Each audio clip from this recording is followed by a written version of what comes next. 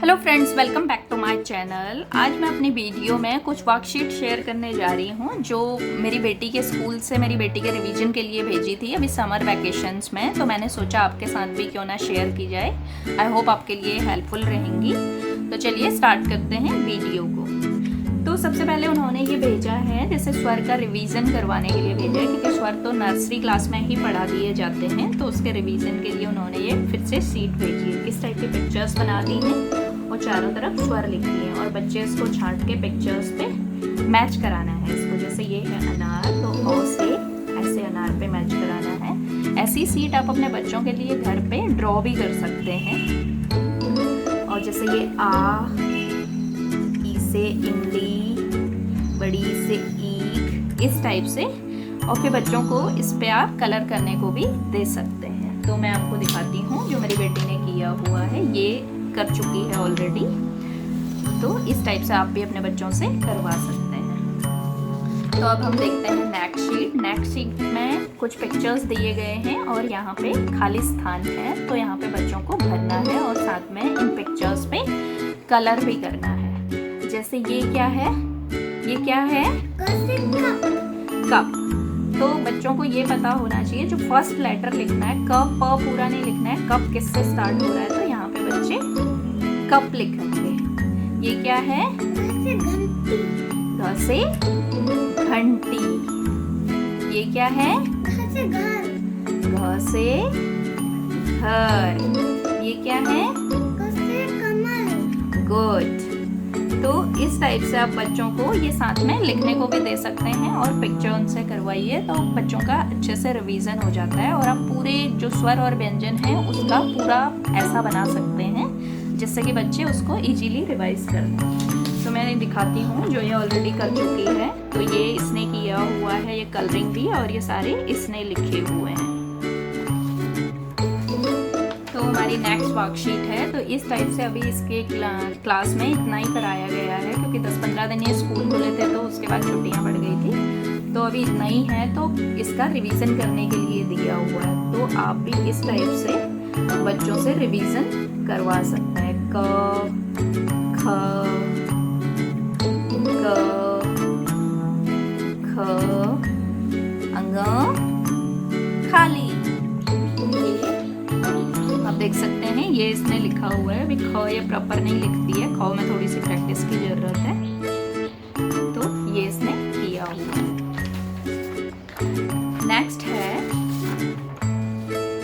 आओ नियम पर चलना सीखें। तो बच्चों को जैसे हम इंग्लिश में गुड हैबिट्स सिखाते हैं, वैसे ही हम बच्चों को हिंदी में भी उनको समझाना बहुत ज़रूरी है। तो सेम हिंदी में भी वो सब करवाया जाता है। तो हम देखते हैं इस सीट में क्या है। लाइन में चलो। बच्चे जब स्कूल जाते हैं, अभी तो बच्चे स्कूल नहीं जाते हैं, जैसे बच्चे वॉशरूम जाते हैं या फिर क्लास में जा रहे हैं, तो बच्चों को मैम यही बताती है कि लाइन में चलो। तो इन नियम्स को बच्चों को फॉलो करना होता है। तो ये हमें अपने बच्चों को सिखाना चाहिए। जब कभी भी भीड़ हो तो हमें हमेशा लाइन में चलना चाहिए। और कचरे को कहाँ डालना चाहिए, हाँ, डस्टबिन में। डस्टबिन को हिंदी में क्या बोलते हैं, कूड़ेदान। कूड़ेदान में ही कचरा फेंकें। कचरा को कहीं और नहीं फेंकना है, उसको कूड़ेदान में ही डालना है। ओके। सीढ़ियों पर ध्यान से चढ़ो और उतरो। कभी भी किसी को धक्का नहीं दो। ये भी हमें बच्चों को सिखाना चाहिए। मोस्टली ये वो वाले रूल्स हैं, जैसे स्कूल्स में बच्चे ज़्यादा होते हैं तो बच्चे भाग भाग के जाते हैं। तो उस टाइम पे बच्चों को ये भी बताना होता है कि सीढ़ियों में ध्यान से चलो, किसी को धक्का नहीं देना है, नहीं तो कोई गिर जाएगा, उनको चोट लग जाएगी। इस तरह से हम बच्चों को सिखा सकते हैं। एक साफ रुमाल पाठशाला लाओ। हमें स्कूल में डेली एक रुमाल लेके जानी चाहिए, जिससे कि हमारे हैंड गंदे हुए तो हम उसको साफ कर सकते हैं। ओके। अपनी मेज और कुर्सी साफ रखो। जब हम स्टडी करें या कुछ भी करें तो हमारी जो सराउंडिंग्स वाली चीज़ें हैं, हमारे आसपास सब कुछ नीट एंड क्लीन होना चाहिए, साफ सुथरा होना चाहिए। ओके। अपनी जगह पर ठीक से बैठो। जो आपकी सीट होती है वहाँ पे हमेशा ठीक से बैठना चाहिए, दूसरों को परेशान नहीं करना चाहिए। ओके। चीज़ों का इस्तेमाल करके वापस उसके स्थान पर रखो। जब हम कोई भी चीज़ यूज करते हैं तो हमें उसको उसी प्लेस पे वापस रखना चाहिए। जिससे कि हमारा रूम नीट एंड क्लीन दिखे फिर से। जैसे आप अपने टॉयज से खेलती हो, अपने टॉयज को फिर से जहाँ से निकाले वहाँ पे रखना चाहिए। ओके, अपनी पुस्तक को ठीक से रखो। पुस्तक क्या होता है? बुक। अपनी बुक को ठीक से रखो। जब पढ़ लिया तो उसे वापस बैग में डाल दो। एक जगह बैठकर खाना खाओ। जब हम खाना खाते हैं हमेशा हमें बैठकर खाना खाना चाहिए, इधर उधर घूम के खाना नहीं खाना खाते हैं। ओके, हमें एक जगह पे बैठ के खाना खाना है। ध्यान से चलो। जब हम कभी चलते हैं वहाँ पे पानी गिर जाता है या कुछ भी गिरा होता है तो हमें देख के चलना है और ध्यान से चलना है। ओके, खाना खाकर अपनी थाली सिंक में धोने के लिए रखो। जब आप खाना खा लेते हो तो अपनी प्लेट को वहीं पे नहीं छोड़ना है। कहाँ रखना है? सिंक में। हाँ, और मम्मा की हेल्प करते हैं सिंक में रख के। Okay, good. कमरे से निकलते हुए बिजली के स्विच बंद करो। जब हम कमरे से बाहर जाएं हमें लाइट एंड फैन ऑफ करके जाना चाहिए। ओके, नल को कसकर बंद करो और उससे पानी टपकने मत दो। जब नल से हम हैंड वॉश करते हैं तो नल को हमें ठीक से बंद करना चाहिए, ठीक है? नहीं तो उसका पानी वेस्ट हो जाएगा। We should save water. हमें पानी बचाना चाहिए। जब हम ब्रश करते हैं उस टाइम नल को खुला नहीं छोड़ना चाहिए। हाँ, नहीं तो पानी खत्म हो जाएगा ना, तो फिर हम पानी कैसे पिएंगे? तो इस टाइप से आप अपने बच्चों को सारे नियम समझा सकते हैं। तो नेक्स्ट वर्कशीट है, ये एक स्टोरी है। स्टोरी है चींटी और कबूतर की कहानी। तो अब हम स्टोरी पढ़ें। एक बार कड़कती गर्मी में एक चींटी को बहुत प्यास लगी हुई थी। कड़कती गर्मी क्या होता है? बहुत तेज गर्मी। उस चींटी को बहुत प्यास लगी हुई थी। वो पानी की तलाश में एक नदी के किनारे पहुंच गई। तलाश क्या होता है? तलाश सर्च करना। उसको कहीं भी पानी नहीं मिल रहा था तो पानी की तलाश में एक नदी के किनारे पहुंच गई थी। नदी में पानी पीने के लिए वो एक छोटी सी चट्टान पर चढ़ गई। वहां पर वो फिसल गई। वो एक छोटी सी चट्टान पे चढ़ी और वहां से उसका पैर फिसल गया। हाँ, जब वो फिसली तो वो नदी में जाके गिर गई।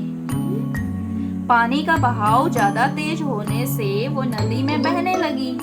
पानी जो था बहुत तेज बह रहा था। बहाव क्या होता है? बहुत तेज बह रहा था। बहुत सारा पानी आ रहा था, बट चींटी तो छोटी सी होती है तो वो पानी में बहने लगी। पास ही में एक पेड़ पर कबूतर बैठा था।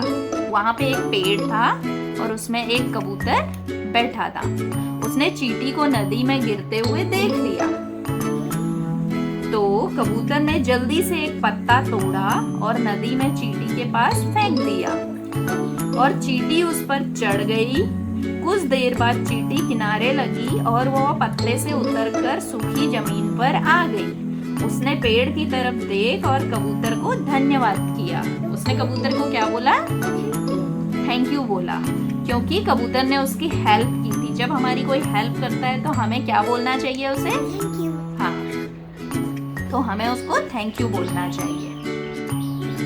शाम को उसी दिन एक शिकारी जाल लेके कबूतर को पकड़ने आया। शिकारी क्या होता है? हंटर।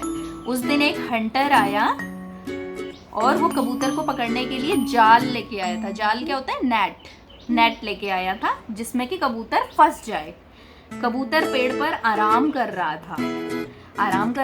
कबूतर पेड़ पे आराम से बैठा हुआ था या सोया हुआ था, आराम कर रहा था और उसको शिकारी के आने का कोई अंदाजा नहीं था। अंदाजा क्या होता है? उसको पता ही नहीं था कि शिकारी आ रहा है उसके पास में, हंटर आ रहा है उसको मारने के लिए, उसे नहीं पता था। चींटी ने शिकारी को देख लिया और जल्दी से पास जाकर उसके पांव पर जोर से काटा। जो चींटी थी उसने उस शिकारी को आते हुए देख लिया कि ये कबूतर को पकड़ने के लिए आ रहा है, तो चींटी वहां जल्दी से गई भागकर और उसने शिकारी के पैर पे जोर से काट दिया। और चींटी के काटने से क्या हुआ? शिकारी जोर से चिल्लाने लगा और कबूतर की नींद खुल गई। कबूतर जाग गया और वहां से उड़ गया। तो चींटी ने भी यहाँ पे कबूतर की हेल्प कर दी ना। पहले कबूतर ने चींटी की हेल्प की थी, फिर चींटी ने कबूतर की हेल्प कर दी। तो इस स्टोरी से हमें क्या सीखने को मिलता है? किसी की हेल्प करना। हाँ, हमें किसी की भी हेल्प करनी चाहिए। इसका है मोरल ऑफ द स्टोरी, कर भला तो हो भला। अगर आप अच्छा काम करोगे तो आपका भी अच्छा होगा, अगर आप अच्छा करोगे तो आपके साथ भी अच्छा होगा। तो हमेशा हमें अच्छे काम करने चाहिए। आप करोगी ना अच्छे काम? ओके, तो ये था मेरा आज का वीडियो। आई होप आपको पसंद आया होगा। अगर पसंद आया तो लाइक करें, शेयर करें। अगर आप मेरे चैनल पर नए हैं तो मेरे चैनल को सब्सक्राइब भी कर दें। Thank you, thanks for watching.